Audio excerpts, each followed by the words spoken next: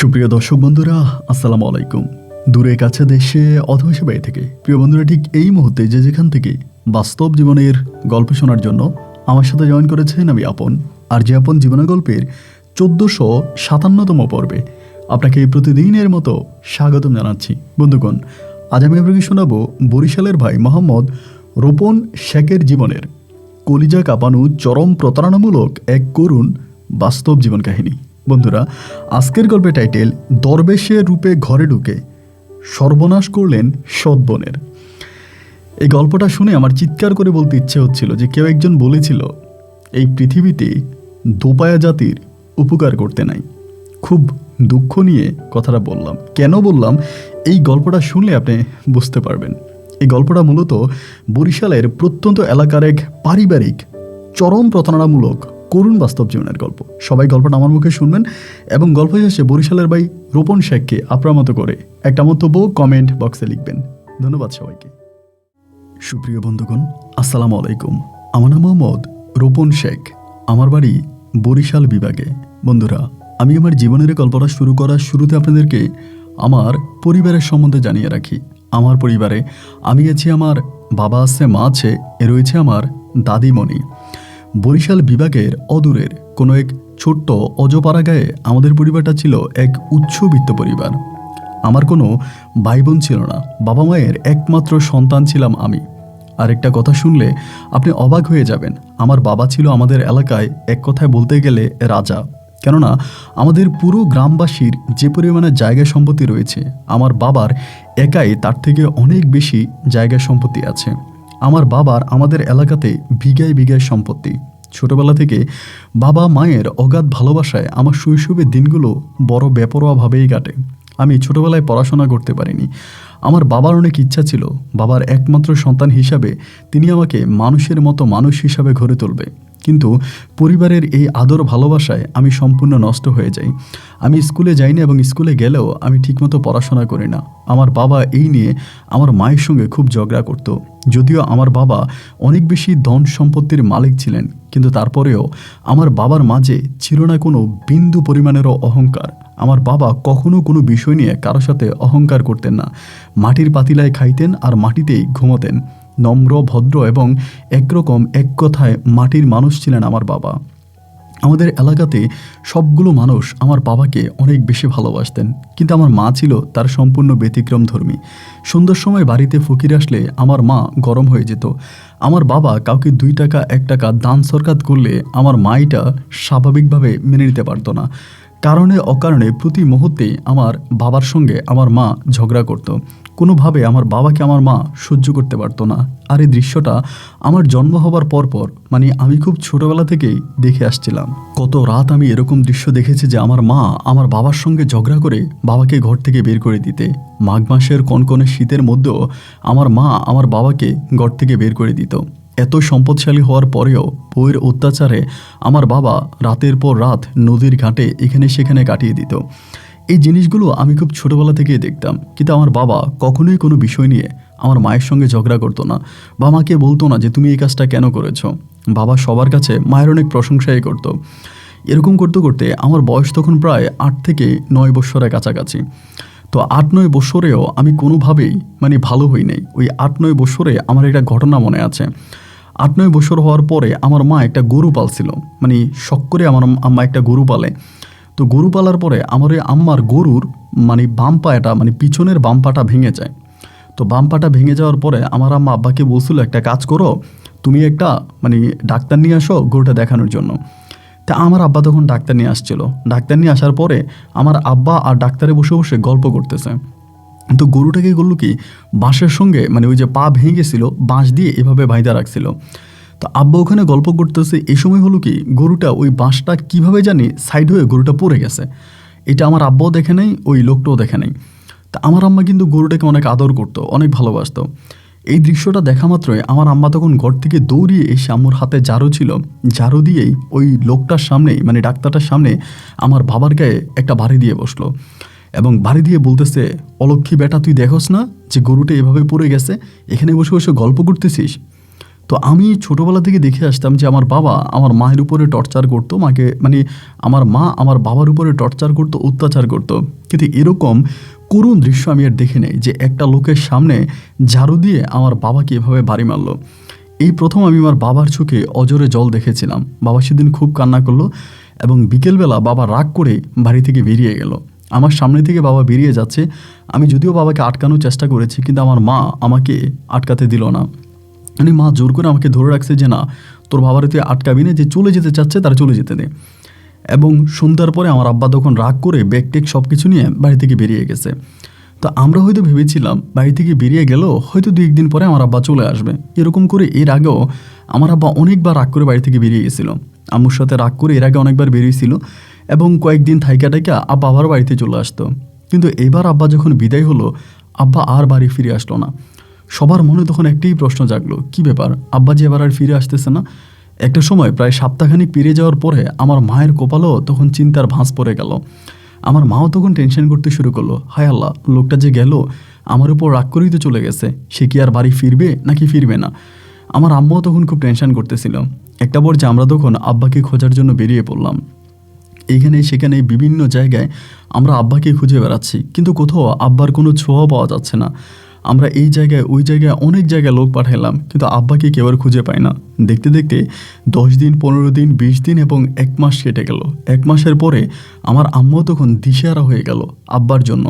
থাকতে মূল্যটা কেউই বুঝে না, এটা আমি আমার মাকে দেখেই বুঝলাম। কোনো দিন আমার বাবাকে এত অপমান করছে, এত অপদস্থ করছে, এত কষ্ট দিছে, আমার মায়ের মনে আমি বিন্দুমাত্র অনুশোচনা কোনো দিনও দেখি নাই। কিন্তু বাবা হারিয়ে যাওয়ার পরে, বাবা বাড়ি থেকে নিরুদ্দেশ হয়ে যাওয়ার পরে আমার মা রাত দিন মিলিয়ে শুধু বাবার কথা জপে জপে চোখের পানি ঝরাতো। তো ওই যে গ্রামের মানুষ বলছিল যে দাঁত থাকতে দাঁতের মূল্যায়ন করো, আমার মা হয়তো সেটা বুঝতে পারেনি। এটাকে শুধুমাত্র একটা প্রবাদ বাক্য হিসেবে আমার মা নিয়ে গিয়েছিল। যাই হোক, এরকম করে খোঁজাখুঁজি করতে করতে করতে করতে কোথাও আর বাবার কোনো সন্ধান নাই এবং এভাবে প্রায় 1 বৎসর মতো কেটে যায়। বাবা বাড়ি থেকে বেরোয়ার সময় কোনো কিছুই নিয়ে যায়নি, শুধু নিজের জামা কাপড়গুলো ছাড়া আর কিছুই আমার আব্বা নিয়ে যায়নি। এভাবে প্রায় 1-1.5 বৎসর মতো কেটে গেল, আমার আব্বা আর বাড়ি ফিরে আসলো না এবং আমরাও বাবাকে খোঁজাখুঁজি করতে করতে ভীষণ রকমের ক্লান্ত হয়ে গেলাম। সবাই ভেবেই নিলাম বাবা হয়তো মরেই গেছে। এভাবে সময়গুলো, দিন রাতগুলো কাটতেছে এবং একটা পর্যায়ে আমার দাদিমণিও মারা গেল। আমার দাদি মারা গেল, কিন্তু এরপরেও আমার বাবার কানে কোনো খবরাখবর গেল না। দাদির কবরে মাটি দিত, আমার আব্বা আর ফিরে আসলো না। তো আমি তখন জমি জমাগুলো দেখাশোনা করতেছি। আমি আর আমার মা মিলে জমি বারগা দিই এবং জমি এখানে সেখানে দিই, আমরাই তখন সব কিছু দেখে রাখি। এভাবে আমার জীবন থেকে প্রায় 8 বৎসরের মতো কেটে যায়। তখন আমার বয়স আনুমানিক 16 থেকে 17-র কাছাকাছি হবে এবং 16-17 বছরে একদিন আমি জমিতে কাজ করতেছিলাম। জমিতে কাজ করতেছিলাম বলতে আমি লোক দিয়ে জমিতে কাজ করাচ্ছিলাম দুপুরবেলা। আনুমানিক তখন প্রায় 1টা থেকে 1:30টার মতো বাজে। ওই সময়ের ভিতরে আমাদের বাড়ি থেকে এক মহিলা দৌড়ে আমার কাছে আসছে। আয়সা বলতেছে, রোকন রোকন, তাড়াতাড়ি বাড়িতে আয়, তাড়াতাড়ি বাড়িতে আয়, তোর বাবা বাড়িতে আসছে। তো আমার যখন প্রায় 7-8 বছর বয়স, তখনই আমার আব্বা বাড়ি থেকে চলে গেছে। আর আমার এখন বর্তমান বয়স প্রায় আপনার 16-র কাছাকাছি। বলতে গেলে প্রায় 8 বছর পরে আমার আব্বা তখন বাড়িতে আসছে। আমি তো শুনে ভাই খুশিতে আত্মহারা হয়ে গেলাম, কি ব্যাপার, আমার আব্বা বাড়িতে আসছে। আমি তখন দৌড়ে বাড়িতে আসছি, আমার আব্বা বাড়িতে আসছে, চিল্লা বাড়িতে আসছি।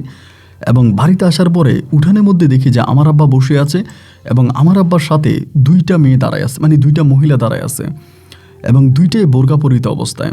আমি দেখি একটু বিব্রত হয়ে গেলাম, কি ব্যাপার, এরা কারা। মা তখন অনেকটা মুখ কালো করে আছে। বাবা বাড়িতে আসছে, মা তো খুশি হওয়ার কথা এবং আনন্দিত হওয়ার কথা, কিন্তু মায়ের মুখে আমি কোনো হাসি দেখলাম না। মা মুখটা অনেক কালো করে আছে। তো আমাদের ঘরে আমার পাশের ঘরের এক দাদি থাকতো, আমরা ওনারে হনুফার মা বলি। তো হনুফার মা দাদির আমি তখন বলতেছি, দাদি, আব্বা বাড়িতে আসছে, আব্বার ঘরে নিয়ে যান না, এভাবে কেন বসায় রাখছেন। আব্বা যখন ঘরে ঢুকলো, আব্বার পাশে পাশে ওই 2টা মহিলাও আব্বার সঙ্গে ঘরে ঢুকলো। তা আমি ওখানে দাঁড়ায় আসছি, মা তখন টান দিয়ে আমার বাড়ির কোনায় নিয়ে গেছে, নিজে বলতেছে, খবর কিছু পাইছিস নাকি রোকন। আমি বললাম যে কী খবর। আমার মা বলে, তোর বাপে তো বিয়ে করে বউ বাচ্চা নিয়ে আসছে। আমি বললাম, বিয়ে করে বউ বাচ্চা নিয়ে আসছে মানে? তার মানে কি আমার আব্বা 2টা বিয়ে করছে? আমার মা বলে, না না না, 2টা বিয়ে করে নাই, একটা বিয়ে করছে, আরেকটা নাকি তার মেয়ে। আমি বললাম, 8 বৎসরের মাথায় আমার বাবার ঘরে এত বড় মেয়ে হয়ে গেল। আমার আব্বা তো বাড়ি থেকে গেল মাত্র 8 বৎসর। আমার মা বলে, বাবারে, আমাদের কপালে মনে হয় এই বাড়ির ভাত উঠে গেছে, কোন ডাইনেরই নিয়ে আসছে আল্লাহই জানে। তা তাই আমি বললাম, তুমি এতটা মন খারাপ করো না, সবে মাত্র তো আসছে, আমরা কি আর থাকতে দিব, তুমি চিন্তা করো না। এমন করে করে আমার আব্বা যখন বাড়িতে আসছে, তখন হলো কি আমার মায়ের মনটা কিন্তু অনেকটা শান্ত হয়ে গেছে। আমার আম্মা যেরকম আগে খুব উগ্র মেজাজে ছিল, আব্বার সাথে কারণে অকারণে ঝগড়া করতো, আব্বুর সাথে খারাপ ব্যবহার করতো, সেই সময়টাতে আমার মা অনেকটা ঠান্ডা হয়ে গেল, আব্বুর সঙ্গে আর কোনো খারাপ ব্যবহার করে না। তো মহিলাটা আসছে, আসার পরে ওই যে হনুফার মা দাদি আছে, আমি দাদির সঙ্গে কথা বললাম, দাদি আমারে বলে তোর বাপে তো বিয়ে করে আসছে, এখন ওই বউ তো থাকতে হবে, তোরা একটা ঘর ছেড়ে দে। তখন আমাদের 2টা ঘর ছিল, এক ঘরে আমরা ধান চাউল এটা ওইটা রাখতাম, আরেক ঘরে আমরা থাকতাম। তো দাদি আমারে বলি, যেহেতু তোর বাবা বিয়ে করে আসছে, বউ নিয়ে আসছে, তার বউ নিয়ে তো থাকতে হবে, তোরা একটা ঘর ছেড়ে দে। তো এটা বলার পরে আমি মারে বললাম যে মা তুমি একটা ঘর ছেড়ে দাও। আমার মা তখন একটা ঘর ছেড়ে দিল, আমরা একটা ঘর খালি করে দিলাম। তা আব্বা তখন ওই ঘরে ওই মহিলাকে নিয়ে উঠছিল। তো আব্বারে দেখে না তখন আমার কেমন জানি লজ্জা লাগতেছিল, কারণ 8 বছর পরে দেখতেছি তো কেমন জানি ভিতরে অনেকটা লজ্জা লজ্জা লাগতেছে যে এটা আমার বাবা, এবং এত বছর পরে বাবারে দেখছি, একটু লজ্জা লজ্জাই লাগতেছিল। তারপরও বাবার সঙ্গে কথা বলি এবং অনেকটা মিলে মিশে ভালো করেই কথা বলি। আব্বু আমার সঙ্গে কথা বলে, এমন করে আব্বুর সঙ্গে হাটে যায়, বাজারে যায়। আব্বু তখন 2 দিন আমার আম্মুর সঙ্গে থাকে এবং 2 দিন ওই ঘরে থাকে। তো ওই ঘরের একটা বড় মেয়ে আছে, মেয়েটার নাম হচ্ছে ফাহমিদা। তা আমি বললাম যে আব্বা ওই মেয়েটা কি তোমার মেয়ে? আমার আব্বা বলেন না, এটা আমার মেয়ে না, এই মেয়েটার বাবা মরে গেছে, এবং বাবা মরে যাওয়ার পরে আমি এই মেয়ের মাকে বিয়ে করি, এবং বিয়ে করার পর আমি তাদের পরিবারে থাকি, ওখানে আমি 8 বছর থাকি এবং লাস্ট পর্যন্ত তাদের নিয়ে বাড়িতে আসি। আমার বাড়িতে আসার কোনো ইচ্ছা ছিল না, তোর জন্য মনটা খুব পোড়াচ্ছিল, কষ্ট হচ্ছিল, যার জন্য আমি বাড়িতে ফিরে আসছি। আমি বললাম তুমি বাড়িতে আসছো বেশ ভালোই হয়েছে, এখন তো আর আম্মু তোমার সাথে ঝগড়া করে না। বিশ্বাস করেন, আমার আব্বা সেকেন্ড বিয়ে করার পরে আমার আম্মা একেবারেই শান্ত হয়ে গেল। পানির মধ্যে টল আছে, কিন্তু আমার মায়ের মাঝে কোনো টল ছিল না। আমার আব্বা যখন সেকেন্ড বিয়ে করলো, আমার মা একেবারে তারের মতো সোজা হয়ে গেল। আমার আব্বুর সঙ্গে কত সুন্দর করে কথা বলে, আব্বু খাইছে কিনা, আব্বু ঘুমাচ্ছে কিনা, আব্বুর শরীর ঠিক আছে কিনা, এই খোঁজ খবরটা যদি আমার আম্মা তা লাগতো না, তার 100 ভাগে 10 ভাগও যদি আমার আম্মা করতো, আমার আব্বা কখনোই সেকেন্ড বিয়ে করতো না, আমার আব্বা তৃতীয় বিয়ে করতো না। যাই হোক, এরকম করে তখন সময়গুলো কাটতেছে, দিন রাতগুলো কাটতে কাটতে একটা সময় আমার যে ছোটো মা আছে, আমি আমার ছোটো মাকে অনেক আদর করতাম, ছোটো মাকে অনেক আদর করতাম, এবং ছোটো মায়ের সাথে আমার সম্পর্কটা অনেক ভালো ছিল। কিন্তু দেখতাম ছোটো মা আস্তে আস্তে করে কেমন জানি একটু একটু বিষয়ে খুব রাগারাগি করতো, যে কোনো ছোটো ছোটো বিষয়ে আমার আম্মুর সাথে লেগে যাইতো, আমার আম্মুর সাথে ঝগড়াঝাটি করতো।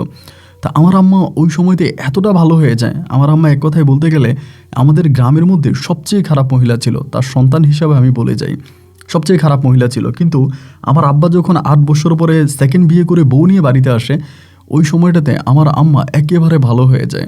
কিন্তু আম্মা ভালো হলেও ওই মহিলাটা আমার সৎমাটা আমার আম্মুর সাথে শুধু শুধু ঝগড়া করতো, কারণে অকারণে ঝগড়া করতো, এটা ওইটা নিয়ে ঝগড়া করতো, বিভিন্ন বিষয় নিয়ে ঝগড়া করে। আমার আব্বা কখনোই কারো সাপোর্ট নিত না, আমার সাপোর্ট নিত না, মায়ের সাপোর্ট নিত না, আমাদের পক্ষেও না, তাদের পক্ষেও না। 2 পক্ষের সাথে আব্বু ঠিকঠাক মতোই কথা বলে আব্বু তখন সময় পার করতো। কারোর সঙ্গে আব্বু খুব বেশি ভালোও না, আবার কারোর সঙ্গে আমার আব্বু খুব বেশি খারাপও না। এরকমভাবে 2টা ফ্যামিলির সঙ্গে আব্বুর তখন দিনরাত কাটতেছে। আমরাও তখন আব্বুকে বিভিন্নভাবে হেল্প করে যাচ্ছে। আব্বু অনেকটা অসুস্থ হয়ে যায় ওই সময়টাতে। এরকম করতে করতে আমার মা সারাদিন খালি কাঁদতো। ধরেন পুকুর ঘাটে গেলে, এখানে গেলে, ওইখানে গেলে 24টা ঘন্টা খালি কান্না করতো। আমি মারে বলতাম, মা তুমি এত কান্না করো কেন? এত কান্না করো না, এত কান্না করা কি ঠিক?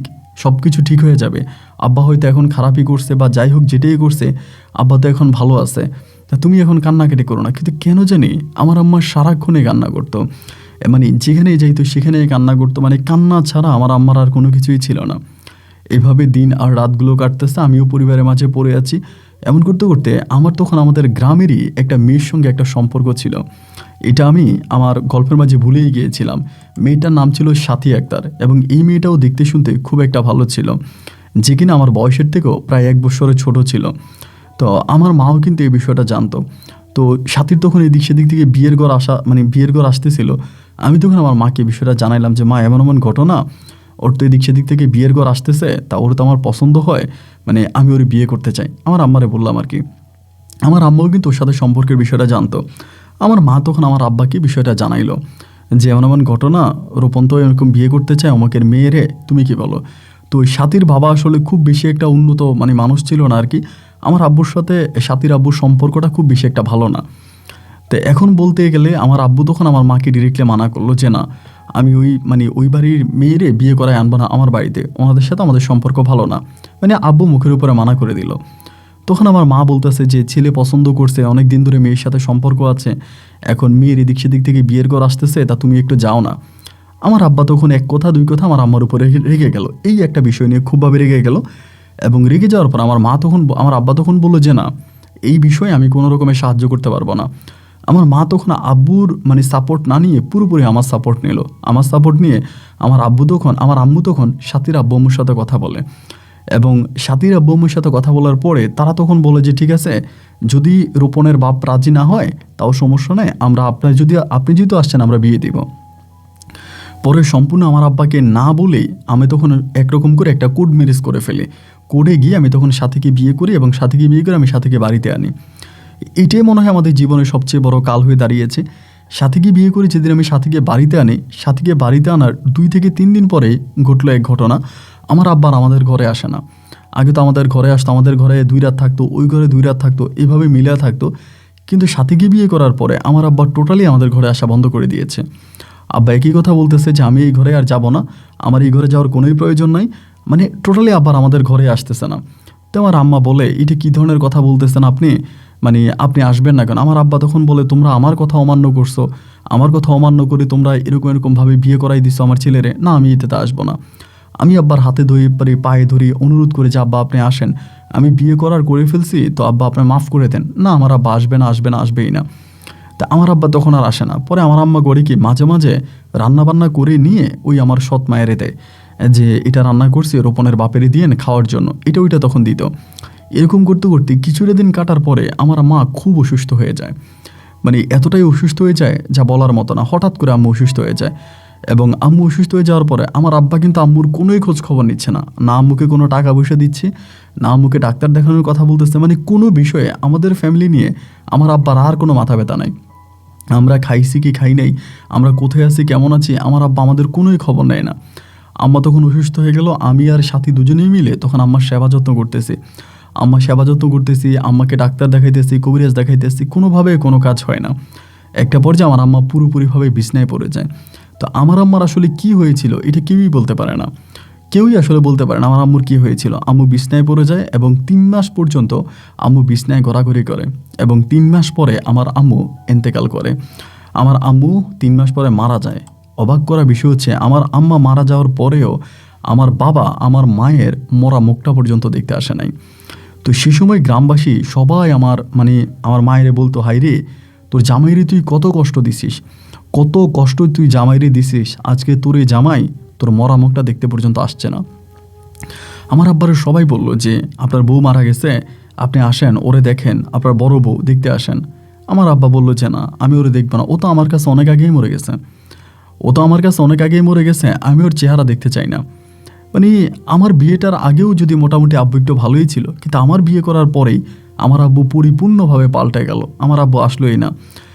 আমি পর্যন্ত গিয়ে হাতে ধরছি যে আব্বা আমার মরা মুখটা দেখে যান, একটা মানুষ যেহেতু মারা গেছে এরপরে তো আব্বা আর কোনো কিছু থাকতে পারে না, এরপরে তো আর কিছু হতেই পারে না, যেহেতু আম্মা মারা গেছে আপনি আমার মরা মুখটা একটু আইসা দেখে যান। না, আমার আব্বার একই কথা যে উনি আমার মায়ের মরা মুখও দেখবে না, মায়ের কবরে মাটিও দেবে না। অনেকক্ষণ পর্যন্ত লাশ আমরা রেখে দিই। গ্রামের সবাই তখন আব্বাকে বুঝাইছিল, এমন কোনো মানুষ নাই। প্রত্যেকে আব্বাকে হাতে পায়ে ধরে আব্বাকে অনুরোধ করে রিকোয়েস্ট করে বলল, কিন্তু আমার আব্বার একই কথা একই জবান যে না, তিনি এই বউয়ের মুখে দেখবে না, তিনি এখানে আসবেই না। শেষ পর্যন্ত আমরা তখন সিদ্ধান্ত নিলাম যে আম্মা মারাই গেছে, আম্মুর লাশটাও তো পচে যাচ্ছে, অনেকক্ষণ পর্যন্ত লাশ এভাবে পড়ে আছে। গ্রামের 10 জনে মিলে চিন্তা করলো যে না, আপাতত লাশ তাইলে যেহেতু আমার আব্বা আসতেছে না, আব্বুর সাথে আপাতত কথাবার্তা না বলে আমরা লাশ দাফন করে ফেলি। এরপরে আমরা তখন লাশ দাফনের সিদ্ধান্ত নিলাম, এবং রাত্র প্রায় 9:30 বাজে আমার আম্মুর লাশ তখন দাফন হলো। আম্মুর লাশ দাফন করে ফেললাম। আম্মুর লাশ দাফন করার পরে তখন আমি আবারও বাড়িতে থাকতে শুরু করি। তো আমার বাড়িতে থাকতেছি, তো দেখা যায় যে আমি তো মাঠে ঘাটে কাজ করি, আব্বা কিন্তু জমি জমা নিয়ে কোনো কথা বলে না। জমি যেটা ফাঁকা পাইতেছে আব্বু এটাতে চাষবাস করতেছে, আমি আমার মতো করে চাষাবাদ করি। এইভাবে ভাই কয়েকটা দিন কেটে যাওয়ার পরে আমার বউ তো ঘরে একা একা থাকতো। সাথে আমার যে সৎ বোনটা ছিল, আমার সৎ বোনের নাম ছিল ফাহমিদা তখন বারবার আমার বোনের সাথে ঝগড়া করতো, আমার ওয়াইফের সাথে ঝগড়া করতো, এবং সে আমার ওয়াইফের গায়ে হাত তুলতো, আমার ওয়াইফকে দৌড়ে দৌড়ে মারতে আসতো। মানে খুবভাবে আমার ওয়াইফের উপরে টর্চার করতো। তা আমার সাথী সবসময় বলে যে তোমার সৎবোন আমার সঙ্গে এরকম করে ঝগড়া করে ঝামেলা করে, মানে আমি আর এগুলো নিতে পারি না। ও আমার সাথে খুব রাগারায়, মানে ও খুব মন খারাপ করতো। তো একদিন হলো কি, আমি সকালবেলা কাজে যাব সকালবেলা, আমি বউরে বললাম যে আমারে ভাত দাও। ওই আমারে ভাত দিছে, আমি ভাত খাইতেছি। তো আমার বউ তখন গেল কল পারে পানি আনার জন্য। তো আমাদের দুটো পরিবারের একটাই কল ছিল, মানে একটাই টিউবওয়েল ছিল আর কি। তো টিউবওয়েলে পানি আনতে গেছে, ঝগড়া লেগে গেছে। তো আমি তখন অর্ধেক পর্যন্ত খাবার হয়েছে সকালবেলা, তো আমি তখন গেলাম টিউবওয়েলের পাড়ের দিকে যে কী হয়েছে, কী নিয়ে ঝগড়া করে। টিউবওয়েলের কাছে যাওয়ার পরে দেখতেছি আমার সৎ বোন ফাহমিদা পারতেছেন আমার ওয়াইফের গায়ে, আমার ওয়াইফকে মারার জন্য আসতেছে, মানে আমার ওয়াইফের গায়ে তেড়ে আসতেছে। তখন আমি বললাম যে কী হয়েছে আমার কাছে বললো। তো আমার ওয়াইফ বলতেছে যে ফাহমিদা এখানে গোসল করতেছে। আমি বললাম তুমি ভাত খাইতে বসছো, একটু পানি লাগবে। আমি ওরে বললাম যে তুই গোসলটা করতেছিস ঠিক আছে, আমি একটু পানিটা পুরে এনি। ও আমারে বলতেছে যে না, এখন পানি পুরে নিবেন না, আমি গোসল করে আমার গোসল শেষ হলে পানি পুরে নিবেন, এখন টিউবওয়েলে হাত দিবেন না। তা আমি বললাম এটা কেমন কথা, ও বালতি পুরে গোসল করতেছে, তাহলে এখন টিউবওয়েলে হাত দেওয়া যাবে না কেন, টিউবওয়েলে কেন হাত দেওয়া যাবে না? ও তখন আমি যখন আমার সৎবোনটা জিজ্ঞেস করলাম যে কেন টিউবওয়েলে হাত দেওয়া যাবে না রে, টিউবওয়েলে হাত দিলে কী হবে, ও তখন মুহূর্তের মধ্যে খেপে যায় এবং খেপে গিয়ে আমার তুই তাই করে গালাগালি করতে শুরু করে। তখন আসলে আমি আমার নিজের রাগটারে কন্ট্রোল করতে পারি নাই। নিজের রাগটারে কন্ট্রোল করতে না পারি আমি তারে বললাম যে তোর এত ক্ষমতা কোত্থেকে আসে, এটা তো তোর বাপের বাড়ি না, এটা আমার বাপের বাড়ি, এটা তোর বাপের বাড়ি না, আমার আব্বা তোর এই বাড়িতে নিয়ে আসছে, তুই এই বাড়ির কেউই না, তুই এত ক্ষমতা দেখাবি কেন? তা এক কথায় দুই কথায় তখন সে কী করে, আপনার ওইখান থেকে জুতা নিয়ে আসে আমার মারার জন্য, কলপাট থেকে জুতা নিয়ে আসে আমার মারার জন্য। তো জুতা নিয়ে যখন আসে তখনই আমি আর রাগ কন্ট্রোল করতে না পারি, যে ভাতের প্লেট ছিল, ভাতের প্লেট দিয়ে তারা 2-3টা বাড়ি দিয়ে বসি। এবং এইটা আমার আব্বা তখন দেখে ফেলে। আব্বা দেখে আইসে আমার এখানে মারতে শুরু করে। তা আমার আব্বা তো অসুস্থ মানুষ ছিল, বয়স্ক মানুষ, উনি আমার মারতেছে, আমি আর কোনো কিছুই ওনারে বলি নাই। কয়েকটা ঘুষি টুসি আমাকে দিয়ে ফেলছে এবং দিয়ে ফেলার পরে আমার আব্বা তখন আমারে বলতেছে যে মাহিরা টাইরা তখন আব্বা চলে গেছে। আমিও তখন কান্নাকাটি করতে করতে আপনার দিকে চলে গেলাম, জমিনের দিকে চলে গেলাম। কাজ কাম করে দুপুরে আসছি, দুপুরে এসে দেখি আমার ঘরে তালা মারা, আমার ঘরে আমার বউ নাই। পরে শ্বশুরবাড়ির দিকে গেলাম, যাই দেখি যে সাথী ওদের বাড়িতে। তা আমি সাথীরে বললাম যে তুমি যে চলে আসলা, কেন চলে আসলা? ও বলে তোমার আব্বা আমারে বলছে বাড়ি থেকে বেরিয়ে যাওয়ার জন্য।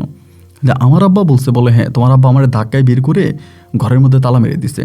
তখন আপনার দুপুরবেলা আমি বললাম আমার আব্বা ঘর থেকে তোমার ধাক্কায় বের করে ঘরে তালা মেরে দিল, এটা কি ধরনের কথা?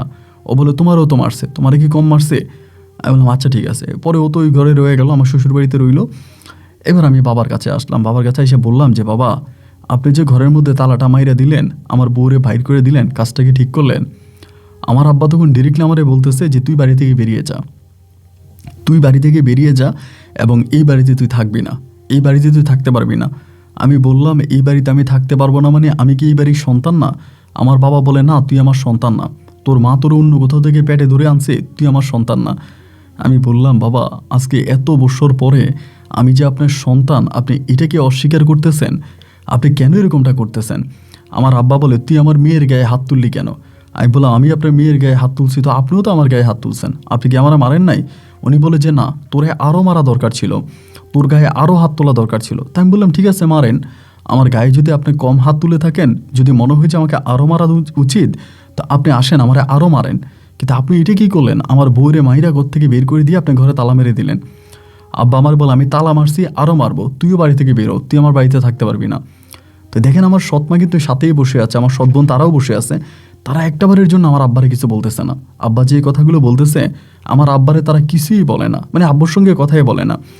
এইভাবে রাগারাগির একটা পর্যায়ে আব্বা তখন আমারে বললো তুই আমার বাড়ি থেকে বেরো, আজকের পর থেকে তুই আর কোনোদিন আমার বাড়িতে আসবি না, আমি তোর চেহারাই দেখতে চাই না, আমি আজকের পর থেকে আর কখনোই তোর চেহারা দেখতে চাই না, তুই আমার বাড়ি থেকে বেরো। খুব রাগারাগি করলো এবং রাগারাগির একটা পর্যায়ে আমি তখন রাগ করে বাড়ি থেকে বেরিয়ে গেছি। রাগ করে বাড়ি থেকে বেরিয়ে আমি বলছিলাম ঠিক আছে, যেহেতু বাড়ি থেকে আপনি আমাকে বেরিয়ে করে দিয়েছেন, আমি বাড়ি থেকে বেরিয়ে গেছি। বেরোয় তখন আমি সাথীদের বাড়িতে আমার শ্বশুরবাড়িতে চলে গেছি। রাতে শ্বশুরবাড়িতে থাকলাম, সকালবেলা জমিতে গেলাম কাজ করার জন্য। এরপরের দিন সকালবেলা, তো সকালবেলা জমিতে কাজ করার জন্য গেছি। পরে আমি দেখতেছি যে আমার যে জমিগুলো ছিল, আমার যে জমি আছে, আমার আব্বা কী করতেছে, আমার সবগুলো জমির চারপাশ দিয়ে বেড়া দিয়ে দিচ্ছে। তা আমি কাজ করতে গেছি, আব্বা আমার বলে কার জমিতে কাজ করতে গেছিস, কার জমিতে কাজ করিস, জমি কার? আমি বললাম ফসল তো আমি লাগাইলাম, তখন আমি ধান লাগাইছিলাম, আমন ধান লাগাইছিলাম। তা আমি বললাম যে ধান আমি লাগাইছি, তো জমি কি আমার না? বলে জমি তোর হইল কোত্থেকে, তুই তো আমার ছেলেই না, তুই যেহেতু আমার ছেলে না, এই জমি তোরও না। তুই যে তোর শ্বশুর বাড়িতে গেলি, তোর শ্বশুরের জমি কর। তোর শ্বশুরের জমি কোন কোন জায়গায় আছে ওইখানে গিয়ে তোর শ্বশুরের জমি চাষাবাদ কর। আমার জমি তুই ধরবি না। তুই আমার সন্তানও না, তুই আমার জমিও ধরবি না। আমি বললাম, আপনি এটা কী ধরনের কথা বলতেছেন? আমি আপনার সন্তান না। আপনি কালকেও বললেন, কালকে না হয় রাগের মাথায় বললেন, আপনি আজকেও বলতেছেন। উনি আমারে বলে, আমি যা বলছি ঠিকই বলছি, তুই আমার সন্তানই না। আমি তোরে আমার সম্পত্তির কানা করেও দিব না। আমি তোদের সাথে কোনো সম্পর্কই রাখতে চাই না। তুই তোর শ্বশুর বাড়িতে গেছিস, ঘর জামাই চলে গেছিস, তুই এখানে থাক। আমি বললাম, আমি তো ঘর জামাই যেতে চাই নাই। আমি আমার শ্বশুর বাড়িতেও যেতে চাই নাই, আমি ঘর জামাইও যেতে চাই নাই। আপনি আমারে ঘর থেকে বের করে দিয়েছেন, যার কারণে আমি গেছি। আমার আব্বা ডাইরেক্ট বলতেছে যে না, তুই আর আমার জমিতে হাত দিবি না, তুই আমার ছেলে না। ধাক্কায় ধাক্কায় আমার তখন জমি থেকে উঠিয়ে দিল। তো জমি থেকে উঠিয়ে দেওয়ার পর আমি তখন বাড়িতে আসছি, মানে সাথীদের বাড়িতে আসার পর আমি বললাম যে দেখো, আব্বা আমারে জমি থেকে উঠিয়ে দিছে, আব্বা আমারে জমিতে কাজ করতে মানা করতেছে, আব্বা আমারে জমিতে কাজ করতে দিবে না। তো এই সাথীর আব্বা তখন বলতেছে, তোমার আব্বা হঠাৎ করে এরকমটা কেন করতেছে, কী কারণে করতেছে? আমি বললাম, আমি তো জানি না আমার আব্বা কী কারণে এরকম করে। তো সাথীর মা তখন বলে, তোমার সৎ মাটা খুব খারাপ, তোমার সৎ মা তোমার সৎ বোনে তোমার আব্বার মাথা খারাপ করে দিছে, তারা তোমার আব্বারে পুরোপুরি ঘুরিয়ে ফেলছে, এই জন্যই তোমার আব্বা এরকম করতেছে। তা আমি বললাম যে কী আর করা, আমার আব্বা যদি তার জমিতে আমার নামতে না দেয় তা আমার তো কিছু করার নাই ভাই, কারণ জমি তো আর আমার না, জমির মালিক হচ্ছে উনি। যাক, এরপরে যেটা হইলো, আমার আব্বা আমাকে তো আর জমি দিলই না, আমি আর জমিতেও গেলাম না, আমি আমার শ্বশুর বাড়িতে পড়ে রইলাম। তো ওই যে গ্রাম বাংলার একটা কথা আছে, শ্বশুর বাড়ি মধুর হাড়ি, 3 দিন পরে জুতার বাড়ি। আসলে এটা ঠিক। দেখা গেল প্রথম দিন 2 দিন 3 দিন ভালোই কাটলো, আস্তে আস্তে করে সাথীর বাবা মা, সাথীর তো আরও ভাই বোন আছে, তারা সবাই কথাবার্তা বলতেছে। এবং সাথীর মা, মানে সাথীর বাবা সাথীর মায়েরা বলে, জামাইকে আমাকে বাড়িতেই পড়ে থাকবো, জামাইকে আমাদের বাড়িতেই পড়ে থাকবো। মানে সাথীকে আসলে আমার কাছে বিয়ে দেওয়া হয়েছিল আমার বাবার সয় সম্পত্তি দেখে, যে আমার আব্বা শেখ মানুষ, তার এত সয় সম্পত্তি, অগাধ সম্পত্তি, এবং এটা দেখেই তারা সাথীরা আমার কাছে বিয়ে দিয়েছিল। কিন্তু যখন বুঝতে পারলো আব্বা আমাকে সব কিছু থেকে বঞ্চিত করছে, একরকম আমাকে বের করে দিছে, তখন সাথীর বাবাও অনেকটা পরিবর্তন হয়ে গেল। এবং এক কথায় বলতে গেলে তিনি তখন আমার সঙ্গে 1-2টা করে মিসবিহেভ, মানে খারাপ আচরণ করতেছে। এবং আমার মাকে বারবার বলতেছে যে জামাই এভাবে কয়দিন পরে থাকবে, একটা জামাই মানুষ এভাবেই সে কয়দিন খাবে, কয়দিন থাকবে। মানে এক কথায় বলতে গেলে তারা চাচ্ছে না যে আমি তাদের পরিবারে আর থাকি, তাদের পরিবারে আমি আর থাকি, এটা তাদের পছন্দনীয় না। তো তখন তো আমি কোনো কাজও করি না, ধরুন আমি জমি জামা করি, এসবই করতাম, আর তো আমি কোনো কিছু পারি না। তার আমি সাথীরে বললাম একবার যে সাথী, একটা কাজ করি, চলো আমরা দুজনে বরিশাল শহরের দিকে চলে যাই, এখানে আমরা আর থাকবো না। ও আমারে বলে, বরিশাল শহরে কেন যাব? আমি বললাম, বরিশাল শহরে গিয়া দেখি যে কোনো কাজ কাম করা যায় কি না, আমার ওইখানে যাই, অনেকেই তো কাজ টাজ করে, প্রয়োজনে রিক্সা চালাবো। ও আমারে বলে, আমি কোনো রিক্সা ড্রাইভারের সংসার করব না। আমি বললাম, কি বলো, আমার সঙ্গে তোমার প্রেম ছিল, ভালোবাসা ছিল, তুমি বললা আমি যদি গাছতলায় ঘুমাই তুমি আমার সঙ্গে গাছতলায় ঘুমাইবা, আর আমি এখন রিক্সা চালাইলে তুমি রিক্সা ড্রাইভারের সংসার করবা না? ও আমারে বলে, প্রেম করার সময় অনেক কথাই বলা যায়, কিন্তু বাস্তবতা হচ্ছে আলাদা। প্রেম আর বিয়ে এক কথা না। প্রেমের সময় আকাশের তারা গোনা যায়, কিন্তু বাস্তব সংসারে আকাশের দিকে তাকানোর সময়ও থাকে না। তোমার আব্বা তোমাকে সব কিছু থেকে বঞ্চিত করছে, তুমি তোমার আব্বার নামে মামলা করো, থানাতে যাও, তোমার সম্পদ তুমি বুঝে নাও।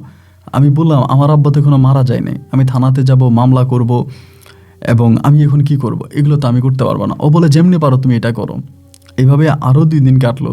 2 দিন কাটার পরে সাথীর বাবা একদিন আমারে বলতেছে, বড় দুঃখ নিয়ে কথাটা বলি, সাথীর বাবা আমারে বলে, তোমার বাবা রাত বিরাতে জমিতে কাজ করে, রাত বিরাতে জমিতে কাজ করে, একটা কাজ করো, সিস্টেম করে মাইরা ফেলো। এটা আমার শ্বশুর আমারে বলতেছে যে সিস্টেম করে মাইরা ফেলো, এবং মাইরা ফেলে আর কোনো ঝামেলা থাকবে না। যদি মাইরা ফেলো তাহলে তুমি সম্পত্তির মালিক হয়ে যাবা। তোমার বাপে যদিও তোমার ওই সৎ বোনের নামে জমি লিখেও দেয়, তাও কোনো কাজ হইব না, কারণ তুমি তোমার বাবার সন্তান, সম্পদ তুমি পেয়ে যাবা। আইনে আদালতে গেলে সম্পদ তোমার হয়ে যাবে। একটা কাজ করো, বুইরারে জমির মধ্যে মাইরা ফেলো। আমরা বলবো জিনে মাইরা ফেলছে, জিনে তো জমি জামাতে থাকে রাতের বেলায়, তা জিনে মাইরা ফেলছে, এটা আমরা গ্রামে প্রচার করে দিব, তুমি রাতের বেলায় মাইরা ফেলো। তা আমার শ্বশুরের এই কথাটা আমার কলিজার মধ্যে ভাই খুব আঘাত করছে। মানে এত যে আঘাত করছে যা বলার মতো না, যে আমার শ্বশুর এই কথাটা আমার কেমনে বললো, যে আমার আব্বারে আমি মেরে ফেলার জন্য, উনি বলে মাইরে ফেলো। তখন বুকটার মধ্যে মানে খুব কষ্ট হয়েছে যে না, আমার শ্বশুর আমাকে এটা বলাতে আমি খুব মাইন্ড করছে, মানে এক কথায় বলতে গেলে খুব রাগ করছে। এবং রাগ করে বললাম যে না, আমার এটা তো খুব খারাপ লাগছে। এবার আমি আমার বউকে জানাইলাম, মানে সাথীরে জানাইলাম যে সাথী, তোমার আব্বা আমার এইরকম একটা কথা বলতেছে, এটা কেন বলছে? আমার বউ আমার সেম কথা বলতেছে যে আমার আব্বা যা বলছে আব্বা তো ঠিকই বলছে, তোমার বাপেরে তুমি মাইরে ফেলো, যদি তোমার বাপেরে মেরে ফেলো তাহলে তুমি সব সম্পত্তির মালিক হয়ে যাবা, তুমি তোমার সব সম্পত্তির মালিক হবা, তোমার বাপেরে তুমি মাইরে ফেলো। তাই আমি বললাম যে না, আমি আমার বাপের মারতে পারবো না। আবার সাথী এটাও আমারে বলতেছে, তোমার আব্বা এখনও সম্পদ টম্পদ কিছু তোমার বোনের নামে লিখে দেয় নাই বা তোমার সৎমাকে দেয় নাই। এখন আমরা খবর নিছি, আমরা কোর্ট করে এবং আমরা হচ্ছে মানে বিভিন্ন জায়গায় খবর নিছি, এখনও কিন্তু সম্পদ দিয়ে দেয় নাই। যে কোনো সময় সম্পদ কিন্তু তোমার বোনের নামে আর তোমার মায়ের নামে দিয়ে দেবে, তখন কিন্তু তুমি কিছুই পাইবা না, তখন তোমার আব্বারে মাইরে লাভও নাই। একটা কাজ করো, এখনই তোমার আব্বারে মাইরে ফেলো। আমার বউ শিখাইতেছে, আমার শাশুড়িও বলে এবং আমার শ্বশুর আমারে বলে আব্বারে মেরে ফেলার জন্য। তো একটা সময় এই কথাগুলো বলাতে না আমার বুকটা অনেক ভার হয়ে গেল ভাই, আমি আর নিতে পারতেছি না। আমি সাথীরে বারবার বলি যে সাথী, আমি এটা কখনোই করতে পারবো না, আমার আব্বাকে হত্যা করা আমার পক্ষে সম্ভব না। একটা কাজ করো, আমরা এখান থেকে চলে যাই, আমরা এই গ্রামে না থাকি, আমরা শহরের দিকে যাই। শহরে তো অনেক মানুষে যায়, কাজ বাজ করে, কিছু না কিছু একটা করে। তা আমরা দুজনেই মিলে গিয়ে ওইখানে কোনো না কোনো একটা কিছু আমরা করব এবং আল্লাহ আমাদেরকে এক সাইডে না এক সাইডে আমাদের কিছু একটা করাই দিবে, আমরা 2 টাকা ইনকাম করবো, আমরা চলতে পারবো, তুমি চলো আমার সঙ্গে চলো। মানে যতভাবেই আমি সাথীরে বলতেছি যে সাথীর কথাই একটা আমার সঙ্গে যাবে না। ও একই কথা বলতেছে যে না, আমি তোমার সঙ্গে যাব না। আর সব মানে সবশেষ বড় কথা হচ্ছে আমি তোমার সংসারও করতে চাই না।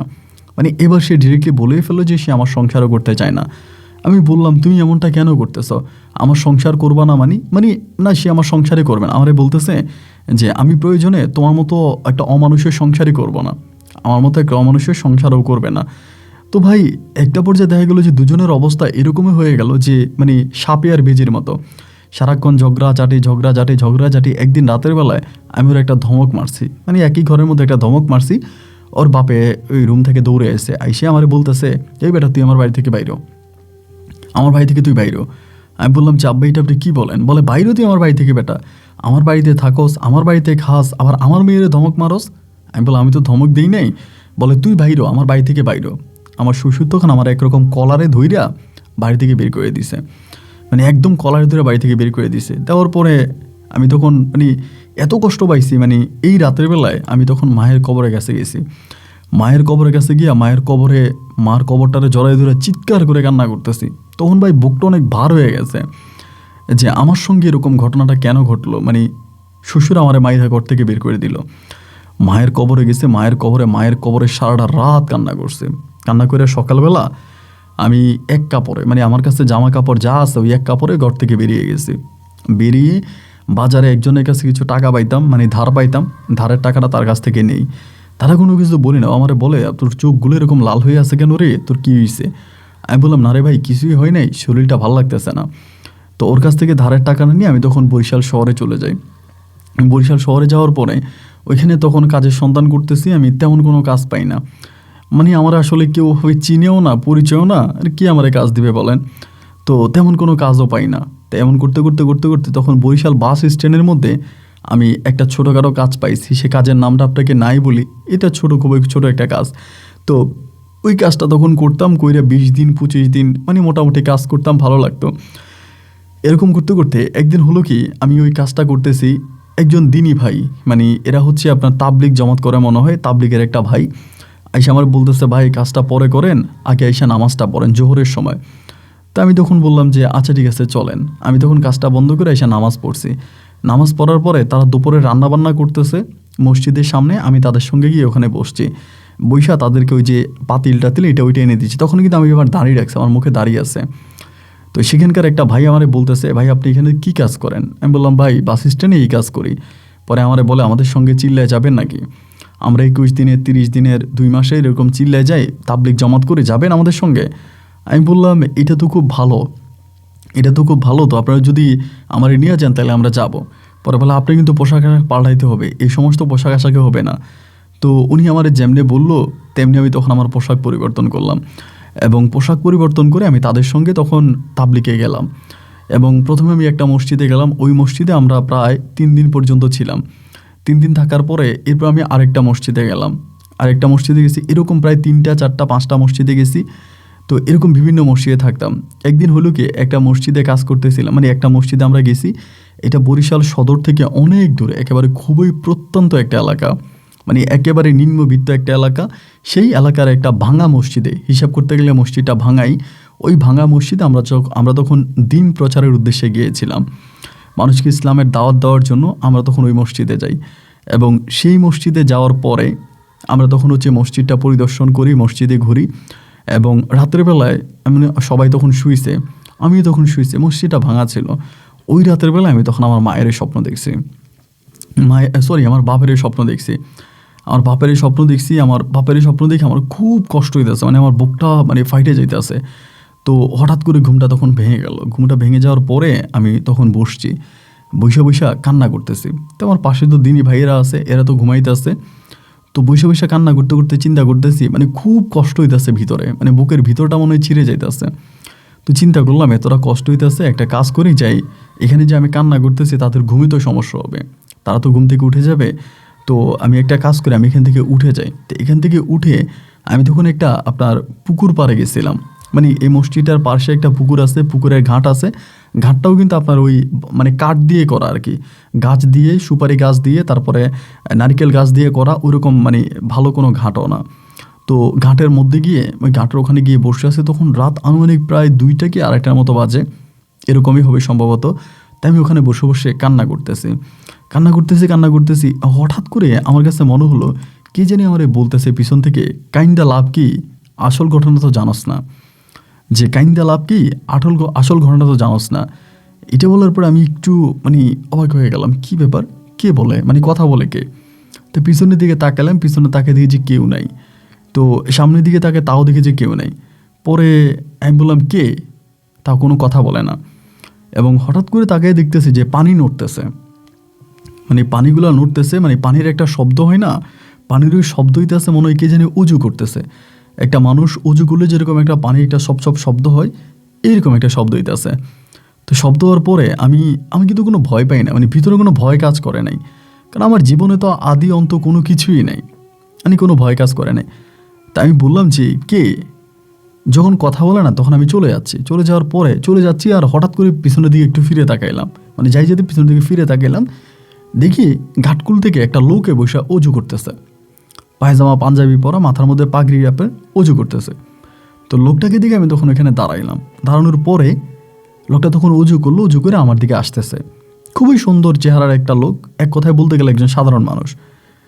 পরে আমি সালাম দিলাম এবং উনি সালামের উত্তর নিল। উত্তর নেওয়ার পর আমার হাতে একটা খেজুর দিল, এবং খেজুরটা একেবারে কাঁচা একটা খেজুর। খেজুরটা আমি তখন নিলাম, নেওয়ার পর আমি খেজুরটা কামড় দিয়ে খাইলাম। পরে আমারে বলে, কি মন খারাপ, বাবারে স্বপ্নে দেখছো? আমি তখন বললাম যে জি, বাবারে স্বপ্নে দেখছি। পরে এখানে দাঁড়ায় আমি ওনার সঙ্গে কথা বলতেছি। তো এখন এত রাতের বেলায়, রাত আনুমানিক 2টা 2:30 বা 3টার কাছাকাছি, এই রাতের বেলায় এই লোক কোত্থেকে আসছে বা অজু করে আমার সঙ্গে কথা বলতেছে, এবং আমার ভিতরের যে কথাগুলো, উনি আমার ভিতরের কথাগুলো উত্তর দিতেছে, মানে মনের ভিতরের কথাগুলো উনি বলে দিতেছে। আমার আব্বা এরকম করছে, আমার মা এরকম করছে, মানে আমার অতীত জীবনে যা কিছু ঘটেছে, আমার অতীতের সমস্ত কিছুর বর্ণনা উনি একে একে আমাকে দিচ্ছে। এবং উনি মনে হয় যেন মানে সব কিছুই জানে, মানে আমার অতীত জীবনে কি হয়েছে না হয়েছে, উনি সব কিছুর বর্ণনা আমাকে একে একে দিয়ে যাচ্ছে। তার সঙ্গে কথা বলতে বলতে তখন আজান দিয়ে দিবে। তখন আমার এক ভাই উঠছে, উঠার পরে উনি বলতেছে যে যান, আপনি মসজিদে যান, আমি আসতেছি। এটা বলার পরে উনি মসজিদের দিকে আমাকে যাইতে বলল, আমি মসজিদের দিকে আসছি। আসার পরে আমার হঠাৎ করে মনে হলো, আরে লোকটা কে? এই মসজিদের ঘাট থেকে আমি তখন আবারও ফিরে আসছি, তখন আমার একজন দিনী ভাই উঠছিল আজান দেওয়ার জন্য মনে হয়। এসে দেখি যে উনি আর ঘাট খুলে নাই, মানে এই ঘাটে আর নাই, ওনারা আর দেখতে পাই না। দেখতে পাওয়ার পরে আমি তখন গিয়া হচ্ছে আমার ওরা আজান দিচ্ছে, আজান দেওয়ার পরে ওনাদেরকে বললাম যে এমন এমন একটা ঘটনা। পরে দিনেরা বলতেছে যে এই এলাকার অনেক লোকের মুখে শুনেছিলাম এখানে একজন দরবেশ আছে, এবং ওই দরবেশটা উজু করে মাঝে মাঝে এখানে তাহাজ্জুদ পড়ার জন্য আসে, বা ইনি এখানে মাঝে মাঝে এরা গভীর রাতে জিয়ারাত করে নামাজ পড়ে। তো এইটা সম্ভবত কোনো একটা জিন হতে পারে। পরে আমি কোনো ভয়টাই পাইলাম না, যে ঠিক আছে, ভালো কথা। এরপরে আমি আবারও আপনার অজু টুজু করলাম, সারাদিন কাটে এলাম। রাতের বেলায় ঘুমাই আসি ওই মসজিদের মধ্যেই। এরপরে রাতে উনি স্বপ্নে আবারও আসছে, মানে আমার এবার স্বপ্নে আসছে, এসে আমারে বলে যে রোপণ, তুমি খুব সহজ সরল একটা ছেলে, অনেক কিছু বুঝো না, তুমি আমার দেখে ভয়ও পাও নাই। যে কেউ তো এরকম হঠাৎ করে রাতের বেলায় মানুষ দেখলে ভয় পায়, তোমার ভিতরে কোনো ভয় কাজ করে নাই। যাই হোক, আমার নাম হচ্ছে নাজিম হাজি আমার নাম, এবং আমি এই মসজিদে থাকি, এবং আমি এই মসজিদে দেখাশোনা করি, এবং এই এলাকার অনেকের সঙ্গে আমার ভালো সম্পর্ক। তোমাকে আমি সাহায্য সহযোগিতা করব, তুমি এইভাবে মসজিদে না ঘুরে তুমি তোমার এলাকাতে চলে যাও, তোমার বাপের ভিটায় যাও। তো স্বপ্নের মধ্যে ওনার সঙ্গে আমার কথা হচ্ছে স্বপ্নের ভিতরেই। আমি তখন বললাম যে আমি বাপের ভিটায় কিভাবে যাব, আমার বাপের ভিটায় তো আমাকে বাপে বের করে দিছে। বলে তোমার বাড়িতে যে মসজিদ আছে ওই মসজিদে গিয়া বসো, গ্রামবাসী তোমার খাবারের ব্যবস্থা করবে, আমি তোমার সেই ব্যবস্থা করে দিব। তুমি যাও, তোমার বাড়ির সামনে যে মসজিদটা আছে ওই মসজিদে গিয়া বসো, তুমি দিনের পথে থাকো, আমি তোমাকে সাহায্য করব। তো পরে আমি বললাম যে এই লোকটা কি আবার এরকম করে কথা বলতেছে। আচ্ছা ঠিক আছে, উনি যেহেতু এরকম করে বললো, আমি তখন ঘুমটা ভাঙছে। ঘুমটা ভাঙার পরে আমি আল্লাহর অশেষ রহমতে ওনাকে সরাসরি দেখলাম, একেবারে সরাসরি দেখছি মসজিদের মধ্যে ওনার সঙ্গে বসে বসে আমি কথা বলছি, একদম খুবই একজন সাধারণ মানুষের মতো, স্বাভাবিক মানুষের মতো। আমারে বলতেছে যে তুমি যাও এবং তুমি তোমার গ্রামে যাও, আমি তোমার খাবারের ব্যবস্থা করে দেবো। তুমি এইভাবে ওদের সঙ্গে মানে হাট বাজারে ঘুরে বেড়ায়ও না, রাস্তা রাস্তায় ঘুরো না, এটাতে তোমার খুব খারাপ হবে। তুমি চলে যাও, তুমি তোমার গ্রামে যাও, গ্রামের যে মসজিদ আছে ওই মসজিদে গিয়ে বসো। তো উনি আমারে যেভাবে বললো সেম একইভাবে আমি তখন মানে ওনার কথা শুনছি। ওনার কথা শোনার পরে আমি তখন সিদ্ধান্ত নিলাম যে ঠিক আছে, তাহলে আমি আমার এলাকার মসজিদে চলে যাব। পরের দিন আমি তখন আমার ভাইদের সাথে সব কিছু বিদায় করে আমি আমার ব্যাগ ট্যাগ নিয়ে আমি আমার গ্রামের উদ্দেশ্যে রওনা দিলাম। তো আমি তখন আমার গ্রামে চলে গেছি। গ্রামের যে মসজিদটা আছে, বড় মসজিদ আমাদের গ্রামে, ওই বড় মসজিদে গিয়ে বসছি। ওনারা কিন্তু আমি দেখতেছি, উনি কিন্তু 24 ঘন্টা আমার সাথেই আছে, আমার সঙ্গে কথা বলতেছে, আমার সাথে হাঁটতেছে, আমি ওনাকে দেখতেছি। তো মসজিদে গিয়ে বসছি, বসার পরেই এই মসজিদে নামাজ কালাম পড়তেছি, বা গ্রামের সবাই তখন আমাকে দেখে আসছে, হ্যান্ডশেক করতেছে, কথা বলতেছে। আমার আব্বার সঙ্গে আমার দেখা হয়েছে মসজিদে, আমি সালাম দিয়েছি এবং উত্তর নিয়েছি, অতটুকুই। এত মাস বা এত বছর কোথায় ছিলাম, কোত্থেকে আসছি, এর কোনো কিছুই না। এরকম করতে করতে করতে করতে আমি ওই দিন ওই মসজিদেই ছিলাম। থাকার পরে গ্রামের আরেকজন আমার তাদের ঘর থেকে খাবার এনে দিছে। আমি ওই দিন খাবার খাইছি। খাবার খাওয়ার পরে মানে যেই বেটা আমার খাবার এনে দিল আর কি, আমাদের সম্পর্কে চাচা হয়, তো আমারে উনি বলতেছে মানে নাজিম হাজি বলতেছে যে এই লোকেরে পকেট থেকে বের করে একটা খেজুর দাও। আমার এটা বলে দিতেছে, মানে উনি আমার সাথেই আছে, বলে আমাদের খাবার দিছে, তোমারে আমারে ওনার একটা খেজুর দাও, ওনার একটা সমস্যা আছে, খেজুরটা খেলে ভালো হবে। পরে আমি বললাম কাকা আপনি খেজুরটা খাইয়েন। তা বলে কি কেন খেজুরটা খাবো কেন? উনি বলে যে খেজুরটা দিছে আপনারে, আমি দিছি, আপনি খাইয়েন। তো ওনার পেটে সমস্যা ছিল, মানে পেটে আলচারের মতো সমস্যা ছিল, আলচার ছিল। উনি সবসময় আপনি যে সোডা চিনেন তো, মানে সোডা খাইতো, শুধু সোডা খাইতো পেটের ব্যথায়। তো ওই খেজুরটা খাওয়ার পর ওনার পেটের ব্যথা ভালো হয়ে গেছে, মানে আর কোনো সমস্যা নাই। এই একটাই ঘটনা আর কি, শুধু এই একটা ঘটনা থেকেই আমাদের পুরো গ্রামে রটাই গেছে যে আমি দরবেশ হয়ে গেছি। মানে সবাই তখন আমাকে দরবেশ বলে ডাকতে শুরু করে। এবার এই ঘটনার পরে উনি মানুষকে বললে এবার সবাই তখন আমার কাছে মসজিদে আসতেছে, এই জন্যে এটা নিতে আসে, ওই জন্য ওইটা নিতেছে, মানে এক একজন মানুষ এক এক ধরনের ফর্মুলা আমার কাছ থেকে নিতেছে। তো এরকম করে আমার কাছে আসতেছে আসতেছে মানে মানুষ আমার কাছে প্রতিনিয়তই আসতেছে। এমন করতে করতে আমার আব্বাও তখন বিষয়টা বুঝে গেল যে আমার সঙ্গে কিছু একটা আছে এবং আমি মানুষের ভালো কাজ করতেছি। এবং এটা জানার পর আমার আব্বা তখন আমাকে বাড়িতে নিয়ে গেল যে ঠিক আছে তুই বাড়িতে চল। এভাবে আমরা তখন আর মসজিদে রাখে নাই, মসজিদে না রাখা আমার আব্বা তখন আমার বাড়িতে নিয়ে গেছে। এই প্রথম বাবা আমার নিজেই বাড়িতে নিয়ে গেল। এখানে আপনাকে কয়েকটা বিষয় আরও জানায় রাখি, আমার বউ যে ছিল সাথীর আরেক জায়গায় বিয়ে দিয়ে দিয়েছে, সাথীর আব্বা সাথীর আরেক জায়গায় বিয়ে দিছে। তো আমি তখন চলে গেছি, মানে আমাকে ডিভোর্স করে ওরা আরেক জায়গায় বিয়ে দিয়ে দিছে। তো বাড়িতে গেছি, বাড়িতে যাওয়ার পর আমি তখন এই কবিরাজি করতেছি। আমার সৎ বোনও আমার সঙ্গে মোটামুটি ভালো হয়ে যায়, আমার সৎ মাও ভালো হয়ে যায়। আমার সৎ বোনকে তখন বিয়ে দেওয়া হয় একজন লোকের কাছে, ওই লোকটার নাম হচ্ছে ইয়াকুব আলী। উনিও মোটামুটি মানে প্রভাবশালী লোকে, ওনার কাছে আমার সৎ বোনের বিয়ে দেয়। তো বিয়ে দিয়েছে, কিন্তু এখানে শর্ত রাখছে যে আমার সৎ বোন বাড়িতে থাকবে, ওরে নিয়ে যাওয়া যাবে না, এখানেই থাকবে। তো উনি ওনার মতো করে মাঝে মাঝে আসবে, আমার সৎ বোনের সঙ্গে থাকবে, এরকম করে বলছে। যাই হোক, এরকম করে বলার পরে তো তারপরে তো আমি আমার মতো করে আসি, আমার মতো করে আমি দিন রাত কাটাইতে আসি, রুগী আসতেছে, রুগী দেখতেছি, এবং আমার সঙ্গে এই নাজিম হাজিও আছে। তো এমন করতে করতে বেশিরভাগই আপনার রুগীরা আসতো, আপনার বাচ্চা হয় না, মানে যে সমস্যাটা সবচেয়ে বেশি হইতো সেটা হচ্ছে বাচ্চা হয় না, এবং বাচ্চা না হওয়ার জন্য মানে আমার কাছে আসতো। তখন আমি বিভিন্ন ধরনের আপনার ওই যে খেজুর পড়া, আমার ওষুধই ছিল খেজুর পড়া, শুধু খেজুর পড়াটা দিতাম, এবং খেজুর পড়াটা খাইলে মোটামুটি আলহামদুলিল্লাহ সুস্থ হয়ে যেত। এরকম করতে করতে একদিন একটা মহিলা আসছে, মহিলাটা মানে আমি আপনাকে খুলেই বলি, এই মহিলাটাকে দেখে তখন কিন্তু নাজিম হাজি আমার সঙ্গে মাঝে মাঝে আসতো, মাঝে মাঝে যাইতো, এরকমভাবে ওনার সঙ্গে আমার একটা যোগাযোগ হতো, কথাবার্তা হতো। তো এই মহিলাটা আসছে, মহিলাটার স্বামী হচ্ছে থাকতো সৌদি আরবে, এবং মহিলাটার বাচ্চা হয় না বহু বছর ধরে। তা এই মহিলাটা দেখে আমার ভিতরে একটা খারাপ ধরনের নেশা চলে আসছে। এতদিন পর্যন্ত এত মহিলা দেখলাম, বা তখন কিন্তু আমার প্রায় নাজিমাজির সঙ্গে আমার প্রায় 3 থেকে 4 বছরের মতো ওনার সঙ্গে আমি থাকতেছি, এবং আমি তখন মোটামুটি অনেক টাকা ইনকাম করে ফেলি। আমি নিজে জায়গা কিনি, নিজে বাড়ি করার জন্য জায়গা কিনি, বা আমি এলাকাতে অনেক মোটামুটি এক কথায় বলতে গেলে বহু টাকা আমি ইনকাম করে ফেলি। বহু টাকা আমাকে এরকমও লোক গেছে 2 লাখ 3 লাখ 5 লাখ করে আমাকে দিয়ে গেছে। তা আমি এগুলো করতেছি, তো ওই মহিলাটার প্রতি আমার একটা খারাপ দৃষ্টি গেছে, মানে একটা খারাপ দৃষ্টি আসছে। আসার পরে ওই দিন নাজিম হাজি আমার উপরে খুব রাগ করছে, মানে খারাপভাবে। মহিলাটার পোশাক আশাক একটু অন্যরকম ছিল, খারাপভাবে তাকাইছি। এই নাজিম হাজি আমার উপর রাগ করছে, এবং রাগ করার পরে উনি আমারে ছেড়ে চলে গেছে। উনি আমাকে ছেড়ে চলে গেছে, এবং এই শুধু একটা মহিলার দিকে আমি একটু খারাপ দৃষ্টি দিছিলাম, এটা খারাপ নজর দিছিলাম। এই মহিলার পোশাক আশাক ভালো ছিল না। এই নাজিম হাজি আমাকে বলছে তোর চরিত্র খারাপ, আমি খারাপ চরিত্রের মানুষের সঙ্গে থাকি না। এই নাজিম হাজি তখন আমাকে ছেড়ে চলে গেল। এবার নাজিম হাজি আমাকে ছেড়ে চলে গেছে, এবং উনি আর আমার কাছে আসে না, কিন্তু রুগী তো আসতেছে। তো আমি যে খেজুরগুলো রুগীদেরকে দিতাম, এই সবগুলো খেজুর কিন্তু নাজিম হাজি আমাকে দিত। আমি মানুষের খেজুর দিতাম, মানে উনি বলতো যে কোনো রোগের কারণে উনি খেজুর দিত। উনি খেজুরগুলো আমার দিয়া যেত, এবং আমি এগুলো মানুষকে দিতাম। তো উনি যখন চলে গেল তখন তো আর আমি খেজুর খেজুর পাই না, বা ওইরকম পরানো খেজুর দিতে পারি না। তো উনি যে আমার সঙ্গে নাই এটা তো আর মানুষ জানে না, মানে এলাকার মানুষ তো আর জানে না, যারা রুগী আছে তারা তো জানে না যে নাজিম হাজি আমার সঙ্গে নেই। তা আমি তখন চিন্তা করলাম যে নাজিম হাজি যেহেতু আমার কাছ থেকে চলেই গেছে, আমি এটা মানুষকে বুঝতে দিব না। আমি মানুষকে বুঝতে না দিয়া আমি তখন আমার মতো করে ওই খাজুর সাপ্লাই করে যাচ্ছি, খাজুর দিতেছি, মানুষ আসতেছে, আমি বাজার থেকে তখন খেজুর নিয়ে আসি।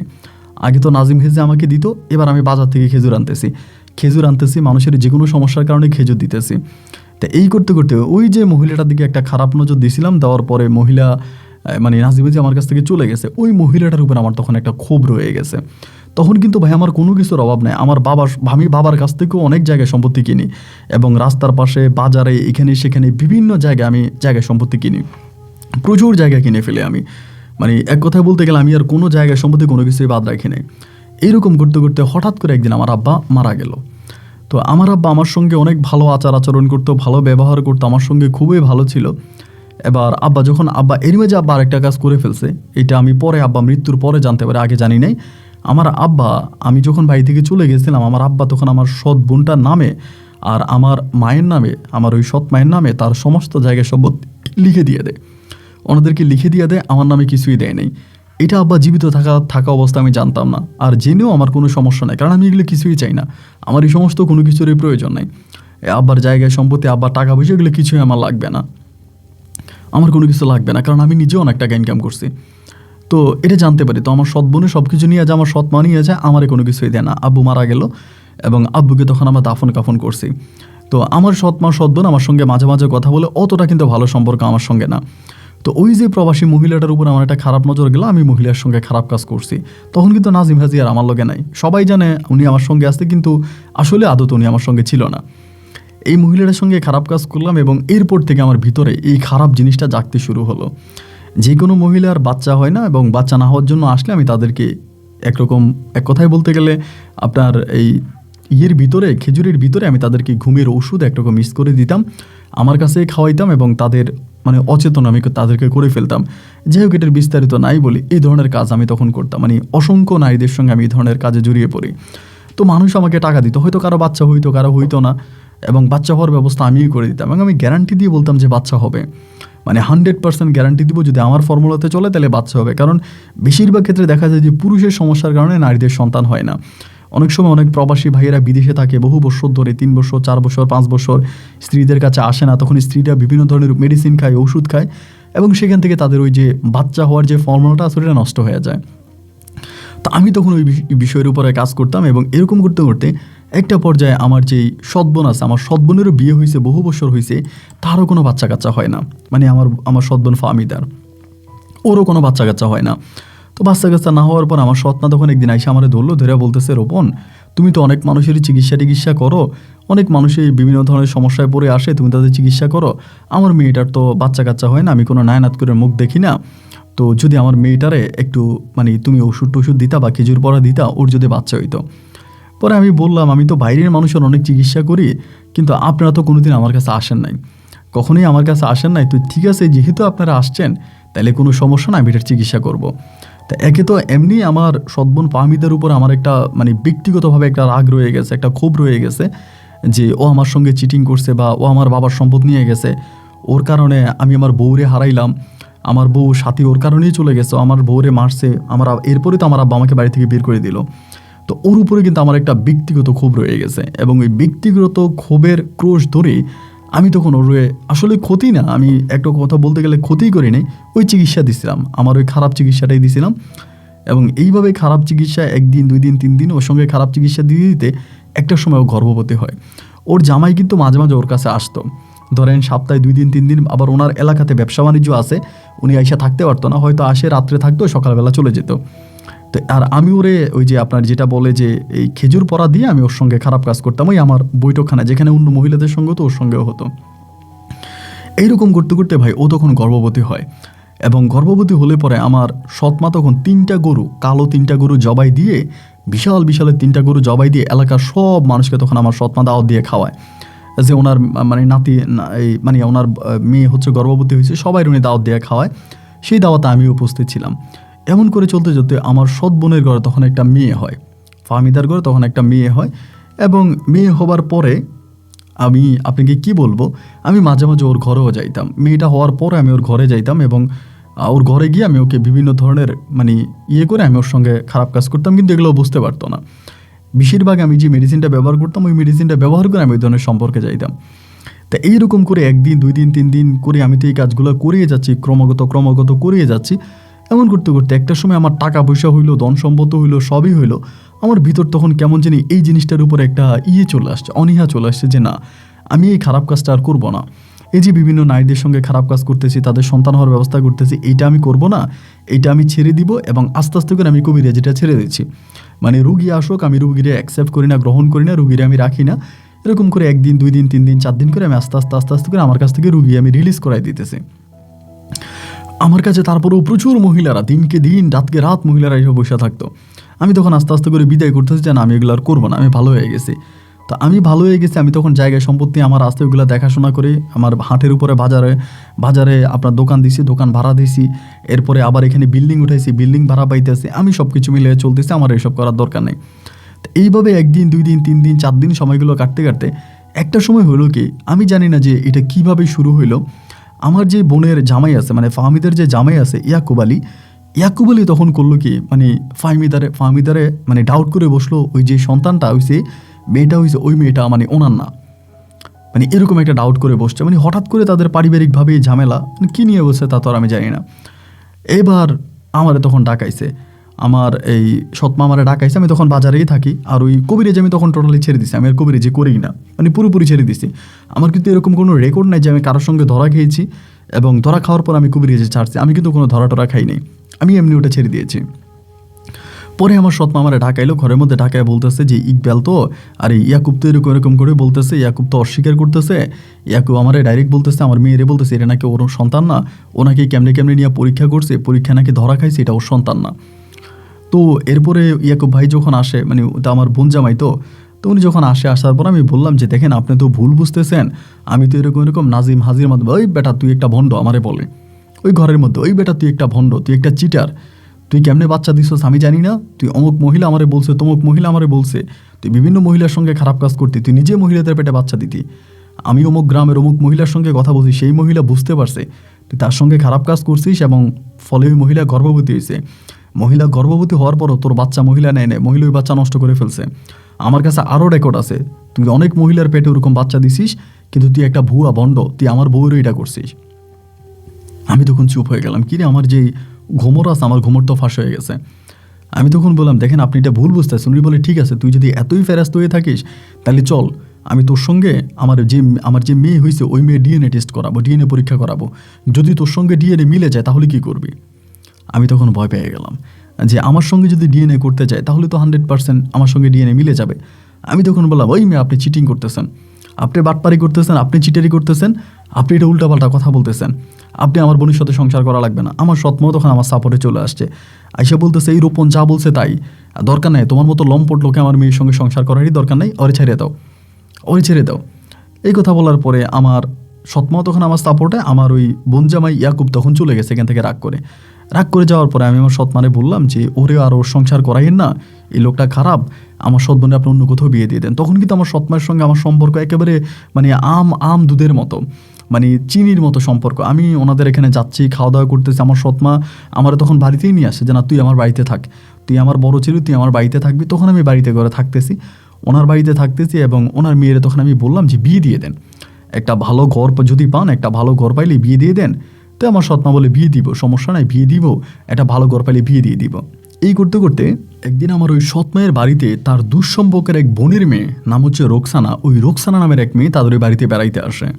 ওইটা আমার মানে তার দুঃসম্পর্কের কেমন জানি এক বোন হই ওই বোনের মেয়ে। তো বেড়াইতে আসছে, ভালো কথা। তো মেয়ে যখন বেড়াইতে আসছে, আমি তখন এই তো মেয়েটার সঙ্গে কথাবার্তা হলো। মেয়েটার নাম ছিল রোকসানা আক্তার। দেখতে শুনতে ভাই অসম্ভব রকমের সুন্দর, ভালো সুন্দর চেহারা। তো দেখতে শুনতে ভালো। তো আমাদের এখানে আসছে, পরে আমারে বলে আপনি নাকি আগে কবিরাজি করতেন, এখন করেন না কেন? আমি বললাম না কবিরাজি করি না, আমার সঙ্গে যিনি ছিল উনি চলে গেছে। তো উনি চলে যাওয়ার পরে আমি কবিরাজি ছেড়ে দিয়েছি, আমি এখন আর কবিরাজি করি না। পরে আমারে বলতেছে যে না সমস্যা নাই, আপনি এখন কবিরাজি না করলে কী হয়েছে বা এই সেই। তো মেয়েটা তখন আমারে গোপনে গোপনে বিয়ে করার জন্য মানে আমার খালাম্মার সঙ্গে মানে আমার সৎমায়ের সঙ্গে তখন কথা বলে। তো কথা বলার পরে আমি তখন ওই মেয়েটারে বিয়ে করতে রাজি হই না, যে না আমি এর বিয়ে করবো না মানে আমার কোনো ইচ্ছা নাই আর কি। পরে মেয়েটা তখন মানে দেখতে শুনতে যেহেতু ভালো আছে, আমার সৎমাও যেহেতু বলতেছে, যে একটা সময় আমি না রাজি থেকে তখন রাজি হলাম যে যাই হোক আমি তেলে করি। পরে এই রোকসানার আমি তখন বিয়ে করলাম। বিয়ে করার পরে রোকসানা আর আমার এই যে আমার এই কী বলো সৎ বোন ফাহমিদা, তখন তারা একসাথেই থাকতো, একই ঘরে থাকতো। আমি তখন বিশাল করে বিল্ডিং বানাই, আমার বিল্ডিংয়ে যখন তারা সবাই থাকতেছে। তো রোকসানার সাথে সংসার করতেছে, রোকসানার সাথে আমার ভালো সম্পর্ক হইতেছে। এরই মাঝে আবার মাঝে মাঝে ওই যে ইয়াকুব ভাই, যারা আমার সৎ বোন ছেড়ে দিছে, উনিও মাঝে মাঝে আমাদের বাড়িতে আসতো। তো উনি আসলেও কোনো কিছু আমি বলতাম না। এরকম করে রোকসানার সাথে সংসার করতেছি, 1 দিন 2 দিন 3 দিন 4 দিন হইতে হইতে কীভাবে জানি রোকসানা আমার ওই অতীতগুলো জেনে যায়, এবং আমি অতীতে কবিরাজের নামে ভণ্ডামি করছি, মানুষের সঙ্গে এগুলো করছি, এগুলো জেনে যায়। এবং জেনে যাওয়ার পরে ও তখন আমার উপরে খুব রেগে যায়। এই নিয়ে 1 কথায় 2 কথায় 3 কথায় রাগারাগি হইতেছে। আমার সৎমা তখন বুঝাইতেছে অতীতে ও যা করছে, যাই কিছু করছে, যেটাই করছে, এখন সব কিছু বাদ দে। এবং ইতিমধ্যে রোকসানা এটাও জানতে পারে যে আমার সৎ বোনের ঘরে, ফাহমিদার ঘরে যে মেয়েটা হয়েছে, ওই মেয়েটাও আমার মেয়ে। মানে এরকম করেও আমারে বলতেছে। আমি বললাম যে না, এই মেয়ে আমার মেয়ে না। সেম যেই কথা আপনার ইয়াকুব ভাই বলছিল, আমার বউ রোকসানা আমাকে সেম কথা বলতেছে যে ঠিক আছে তাহলে তুমি মেয়ের সঙ্গে ডিএনএ টেস্ট করাও, মেয়ে যদি তোমার না হয়ে থাকে মেয়ের সঙ্গে তুমি ডিএনএ টেস্ট করাও, আমি দেখি ডিএনএ তোমার সঙ্গে মিলে কিনা। আমি তো ওই মেয়ের সঙ্গে ডিএনএ করবো না। এই নিয়ে ধরেন আপনার ঝামেলা ঝগড়া হতে হতে একটা সময় আমার সৎমারে বললাম যে আমি রোকসানারে নিয়ে এই পরিবারে থাকবো না, আমি বাজারে যে দোকান দিছি, দোকানের উপরে আমার যে বাড়ি আছে ওই বাড়িতে আমি চলে যাব। আমার সৎমা তখন বললো যে আচ্ছা ঠিক আছে তাহলে তুই ওই বাড়িতে চলে যা। দেন আমি তখন ওই বাড়িতে রোকসানারে নিয়ে চলে আসছি। আইসা আমি রোকসানারে বারবার বলতেছি যে তুমি যে আমার সঙ্গে এগুলো করো, আমার সঙ্গে এগুলো করলে কিন্তু আমি আমার সংসারে তোমার রাখবো না, আমি কিন্তু তোমাকে তালাক দিয়ে দিব, ওরকম ভয়টা ওরে দেখাইতে একটা সময় তখন গর্ভবতী হয়। এবং গর্ভবতী হওয়ার পরে আমার একটা ছেলে সন্তান হয়। আমার ছেলেটাও দেখতে ভাই মাশাআল্লাহ খুব সুন্দর হয়। আমার এই ছেলেটা হওয়ার পরে মানে ছেলেটা যখন হয়েছে তখন থেকে আস্তে আস্তে করে আমি শারীরিকভাবে অনেকটা দুর্বল হতে থাকি। মানে দুর্বল হতে মানে হঠাৎ করে আমি জানি না যে কি হইলো, সেম আমার মায়ের যে রোগটা ছিল ওই রোগটাই তখন আমার দেখা দেয়, আমার আম্মার যে রোগটা ছিল ওই রোগটাই আমার দেখা দেয়। এবং এই রোগটা দেখা দিতে হঠাৎ করে আমি গুজা হয়ে যাই। মানে গুজা হয়ে যায় বলতে আমি অনেক লম্বা ছিলাম, আমি এরকম ঘাড় সোজা করে হাঁটতে পারি না। তো আমি তখন ভর্তি হলাম ঢাকা মেডিকেলে। আমার চিকিৎসা চলছে প্রায় 2.5 মাসের মতো আমি মেডিকেলে ছিলাম। আমার কোনো রকমের আমার মেরুদণ্ডের সমস্যা দেখা দেয়, মেরুদণ্ডের সমস্যা। এবং সেখান থেকে আমাকে তখন ইন্ডিয়াতে পাঠানো হলো। আমি ইন্ডিয়াতে অনেক দিন ধরে ছিলাম, কিন্তু আমার আর কোনো কিছু ঠিক হইতে আসছে না। এবং আমার মেরুদণ্ড আস্তে আস্তে করে সম্পূর্ণভাবে বাঁকা হয়ে যাচ্ছে। মেরুদণ্ড বাঁকা হয়ে এবারে মানে আমি একদম মানে গুজার মতো হয়ে যাচ্ছিলাম, মানে একদম ফুটবলের মতো হয়ে যাচ্ছিলাম। হাঁটাচলা করতে পারি না, লাঠি দিয়ে হাঁটি, যে কোনো কেউ আমাকে দেখলে হাসে। মানে একরকম অন্যরকম একটা শরীরের মানে আকৃতি বা ঘটনা আমার হয়ে যায়। তো সবাই তখন আমাকে দেখলে হাসাহাসি করে, মানে আপনার কথাবার্তা বলে যে আমার চাল চলন বা একদম অন্যরকম হয়ে গেছে। এরকম করতে করতে রোকসানা তখন একটা পরকীয়ার সঙ্গে জড়িয়ে পড়ে, আমাদের এক এলাকারই একটা ছেলের সঙ্গে পরকীয়ার সঙ্গে জড়িয়ে পড়ে। তো এই জিনিসগুলো আমি দেখতাম, দেখার পরে আমি ওরে বলতাম যে আমি তোমার তালাক দিয়ে দিব, তুমি পরকীয়া করো, এই বলে আমি ওরে ধমক টমক দিছি। এই ধমক টমক দেওয়ার কিছুদিন পরেই মানে কয়েকটা দিন পরে আমার ভিতরে আর আমি নাই, আমার একরকম স্মৃতিশক্তি সব নষ্ট হয়ে গেছে। তো অনেকেই বলতেছে ওই যে মেডিসিন খাইছি, মেডিসিনের পাওয়ারে হয়তো এটার একটা নেগেটিভ সাইড দেখা দিয়েছে, এরকম হতে পারে। কিন্তু আসলে অ্যাকচুয়ালি আমার কী হয়েছে এটা আমি জানি না। এবং আমি একটানা প্রায় আপনার 14 বৎসরের মতো, একটানা 14 বৎসর আমার ভিতরে কোনো শারীরিক মানে আমার ভিতরে কোনো সেন্স ছিল না। আমি 14 বৎসর আমি সম্পূর্ণ রকমের পাগল ছিলাম, মানে 14 বৎসর আমি সম্পূর্ণ পাগল ছিলাম। 14 বছর পরে আমার দুঃসম্পর্কের এক মামির বাড়িতে, আমার তখন আস্তে আস্তে করে আমার স্মৃতিশক্তি, মেমোরি সব কিছু ফিরে আসে আমার এক মামির বাড়িতে দুঃসম্পর্কের। সেই মামির বাড়িতে আমি তখন সুস্থ হই এবং সুস্থ হওয়ার পরে আমি ওই মামির বাড়িতে জানতে পারি ওই মামিও তিনি অনেকটাই গরিব, মানে আমার মামি হয়ে সম্পর্কে অনেকটাই গরিব, এবং ওই মামিও আমার নিয়ে একরকম ভিক্ষা বাণিজ্য করতো। আমি পাগলামি করতাম, আমি পাগল ছিলাম, উনি আমাকে নিয়ে ভিক্ষা করতো। আমাকে নিয়ে উনি ভিক্ষা করে 14 বছরে উনি অনেক টাকার মালিক হয়ে গেছে। আমার নিয়ে উনি মূলত ভিক্ষা করতো, মানুষের কাছ থেকে ভিক্ষা চাইতো, মানুষ প্রচুর ভিক্ষা দিত আমাকে। আমি দেখতে মানুষটা অদ্ভুত রকমের ছিলাম। আমি আমার একটা ছবি পাঠাইছি আপনাকে, দেখেন একেবারে ফুটবলের মতো, আমি দেখলেই যে কারো ভয় লেগে যাবে। তো মানুষ আমার দান সরকার করতো, আমার ওই টাকা দিয়ে আমার মামি বরিশাল শহরে আপনার জমি পর্যন্ত কিনে। এবং সুস্থ হওয়ার পরে আমি জানতে পারি আমার যেই জায়গা সম্পত্তি ছিল, আমি যা জোড়াইছি কবিরাজি করে, তার সবই আমার বউ রোকসানা নিয়ে গেছে। এবং রোকসানা আরেক লোককে বিয়ে করে ওই লোকের সাথে রোকসানা সংসার করতেছে। আরেকটা মানে মজার বিষয় না অবাক করা বিষয় বলবো কিনা জানি না, আমার যে মানে সৎ বোন ছিল যে ফাহমিদা, ইয়াকুব ভাইকে ডিভোর্স দিয়ে দিছে, ওই পুনরায় আবারও ইয়াকুবের লোকে সংসার করতেছে। আমার এই ভিক্ষা বাণিজ্য করাই, আমার দিয়ে ভিক্ষা করাইয়া আমার মামি আজকে লক্ষ লক্ষ টাকার মালিক। আমি যখন সুস্থ হইলাম আমি আর ভিক্ষা করবো না, এই ভিক্ষা করবো না বলার পরে মামি আমারে বের করে দিল যে তোর সাথে আমি থাকবো না। তা আমার সাথে উনি আর থাকে নাই, এবং শেষ পর্যন্ত আমি তো ওই শরীর নিয়ে কোনো কাজও করতে পারি না। তো মানুষের কাছে হাত পাততে নিয়ে মানুষ আমার দিকে তাকায়, আমার ভিক্ষা দেয়, আমার ভিক্ষাতে আমি মানুষের কাছ থেকে ভিক্ষা নিয়ে চলতেছি। তো আমার কোনো অভাব নাই, আমি ভিক্ষা করি, যেই টাকা পাই আমার রাজার হাওলাতে আমার দিন কাটে। কিন্তু আমি শারীরিকভাবে অসুস্থ, আমি সোজা হয়ে হাঁটতে পারি না, মানে একদম সোজা হয়ে হাঁটতে পারি না। আমি যেরকম করে হাঁটি এরকম করে আমাকে রাতের বেলায় মানুষ দেখলে ভয় পেয়ে যাবে, এমন এক অবস্থা। আমার মেরুদণ্ডের সমস্যার কারণে আমি সম্পূর্ণ বাঁকা হয়ে গেছি। তা আমি আপনার গল্পগুলো শুনি, আমি মাঝে মাঝে ভিক্ষা করে রাতে যখন বাসায় ফিরে, আমি কিন্তু ফুল টাইম করি না, হয়তো 4 ঘন্টা 5 ঘন্টা ভিক্ষা করি, আমার মানে চলার মতো টাকা হলে আমি বাসায় চলে আসি। বরিশাল শহরে আমার একটা বাসা ভাড়া আছে, ওই ভাড়া বাসার মধ্যে থাকি এবং থেকে আপনার গল্পগুলো শুনি, আমার অতীতের জীবন নিয়ে কল্পনা করি। তা আমি ভিক্ষুক মানুষ, প্রতিবন্ধী মানুষ, আমি জানি না আপনি আমার গল্প রেকর্ড করবেন কিনা, করেন বা না করেন আমার সঙ্গে একটু যোগাযোগ করেন, এটা আমার ফোন নাম্বার। আপনার জন্য দোয়া ভালোবাসা রইল। আসসালামু আলাইকুম। প্রিয় বন্ধুগণ, সবাইকে অনেক বেশি ধন্যবাদ এ পর্যন্ত আমার সাথে থেকে বরিশালের ভাই মোহাম্মদ রোকন শেখের জীবনের এই ভয়ানক বাস্তব গল্পটা শোনার জন্য। দেখেন, এই গল্পটার পর আমার কাছে একটা কথা স্পষ্ট মনে হচ্ছে, তুমি জীবনে যা পাপ করবা সে পাপের ফল কিছুটা দুনিয়াতে পাবা এবং বাকিটা পরপারে পাবা। দুনিয়াতে যে পাপ করবা সে পাপের কিছুটা ফল তুমি দুনিয়াতে পাবা, আর বাকিটা তোমাকে আখেরাতে দিতে হবে। দুনিয়াতে রোকন যে পাপ করেছে সেই পাপের শাস্তি সে এমন ভয়ানকভাবে পেয়ে যাচ্ছে, মৃত্যুর পরে তার অবস্থা কি হতে পারে আপনি একটাবার চিন্তা করেন। সে আমাকে যে ছবিটা পাঠিয়েছে, এটা কি একটা মানুষ না ফুটবল আমি ঠিক বুঝে উঠতে পারতেছিলাম না। তার মাথাটা পায়ের মধ্যে লেগে গেছে, মানে মাথাটা এরকম গোল হয়ে মনে হয় পায়ের মধ্যে লেগে গেছে, এবং সে চলার সময় ওরকম মাথা নত করে চলে। মানে এক কথায় দেখতে গেলে তার একটা প্রাণীর মতো লাগে, কোনো মানুষের মতো লাগে। তিনি অনেক লম্বা একটা মানুষ, একদম গোল হয়ে গেছে। তো এটা তার জীবনের হয়তো পাপের ফল, সে দুনিয়াতে এভাবে পাচ্ছে, আখেরাতে হয়তো আরও ভয়ানকভাবে সে মৃত্যুর পরে পাবে। আরেকটা কথা আমার কাছে খুব মনে পড়লো, হে মানুষ, কিসের তো অহংকার করছো তুমি? সকালবেলা বাদশা, ফকির সন্ধ্যাবেলায়। এইরকম শেখ ছিল ওই গ্রামের সবচেয়ে সম্ভ্রান্ত পরিবারের, সবচেয়ে ধনী পরিবারের সন্তান, যে কোনোদিন ভাতের ঠালি টান দিয়ে ভাত খায় নাই। আজকে সেই রকম প্রতিবন্ধী হয়ে রাস্তায় ভিক্ষা করছে। সুতরাং আপনি আপনার জায়গায় দাঁড়িয়ে অন্তত একটাবার আলহামদুলিল্লাহ বলে যান, একটাবার আলহামদুলিল্লাহ বলেন এবং আল্লাহর কাছে শুকরিয়া আদায় করেন। আমাদের শরীরে একটা ছোট্ট বিচি উঠলে, একটা ছোট্ট বিচি যদি উঠে, একটা গোটা যদি ওঠে, এটা চিকিৎসা করার মতো টাকাও আমাদের কাছে নাই। ওইটা চিকিৎসা যদি আল্লাহ আমাদেরকে না করে, আমরা সেই ছোট্ট বিচিতেও মারা যেতে পারি। নমরুদকে আল্লাহ ছোট্ট মশা দিয়ে মেরেছে। তো যার কারণে বলবো যে আল্লাহর শুকরিয়া আদায় করেন, আর অবশ্যই তার কাছে দিনে 5 বার মাথা নত করেন, যে যার ধর্ম অনুযায়ী। সবাই ভালো থাকবেন, সুস্থ থাকবেন, এই শুভকামনা। আজকের মধ্যে এখানেই বিদায় নিচ্ছি। দেখা হবে নতুন দিন নতুন কোনো ভিডিওতে। আল্লাহ হাফেজ অ্যান্ড আসসালামু আলাইকুম।